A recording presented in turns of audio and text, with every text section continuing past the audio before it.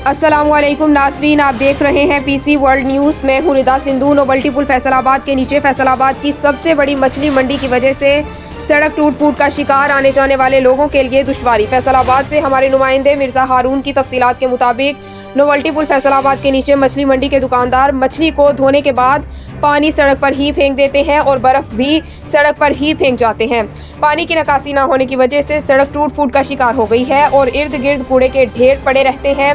सड़क पर गारा और कूड़े की वजह से खतरनाक बीमारियां फैलने का खदशा है। अहले इलाका के दुकानदारों का डीसी एसी साहबान इंतजामिया से मुतालबा है इस पर फौरी एक्शन लेकर सड़क से गंदगी को हटाया जाए और मछली बेचने वाले दुकानदारों को पाबंद किया जाए कि वो सड़क पर पानी और बर्फ ना फेंके ताकि रास्ता साफ रहे, आने जाने वाले लोगों को कोई मुश्किलात ना हो और बीमारियां ना फैले।